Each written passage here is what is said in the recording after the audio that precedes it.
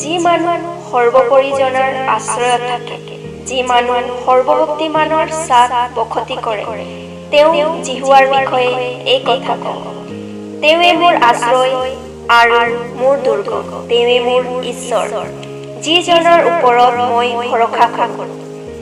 তেওঁ তোমাক ব্যাধৰ ফান্দৰ পৰা আৰু সৰ্বনাশী মহামাৰীৰ পৰা ৰক্ষা কৰিব।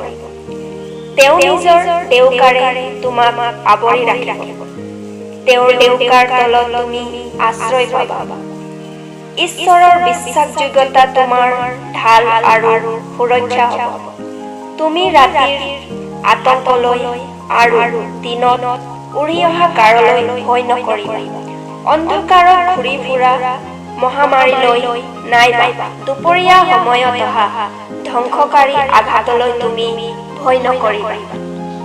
হয়তো তোমাৰ ওচৰে পাজৰে ধ্বংস হ'ব হাজাৰ হাজাৰ লোক আৰু তোমাৰ সোঁফালে অযুত, কিন্তু সেয়ে তোমাৰ কাষলৈ নাহিব।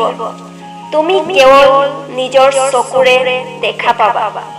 দুষ্টবোৰে কেনে প্ৰতিফল পায় তুমি তাক দেখা পাবা। হে প্ৰভু, হয় তুমিয়েই মোৰ আশ্ৰয়।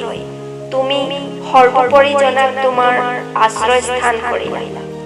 সেয়ে তোমালৈ কোনো বিপদ নঘটিব আৰু তোমাৰ তম্বুৰ ওচৰলৈ কোনো দুখ কষ্ট নাহিব। কিয়নো তোমাৰ সকলো পথত তোমাক ৰক্ষা কৰিবলৈ তেওঁ নিজৰ দূতবোৰক তোমাৰ বিষয়ে আজ্ঞা দিব। তেওঁলোকে হাতেৰে তোমাক দাঙি ধৰিব, যেন তোমাৰ ভৰিয়ে শিলত খুন্দা খাই আঘাত নাপায়। তুমি সিংহ আৰু সাপৰ ওপৰত ভৰি দিবা।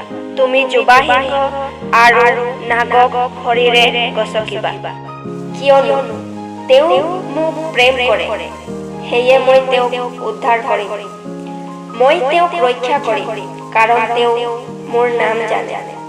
তেওঁ মোক মাতিব, তাতে মই তেওঁক উত্তৰ দিম। সংকটৰ কালত মই তেওঁৰ সংগী হ'ম। মই তেওঁক উদ্ধাৰ কৰিম, গৌৰৱান্বিতও কৰিম। মই দীৰ্ঘায়ুস দি তেওঁক সন্তুষ্ট কৰিম আৰু মোৰ পৰিত্ৰাণ তেওঁক দেখুৱাম। আমেন।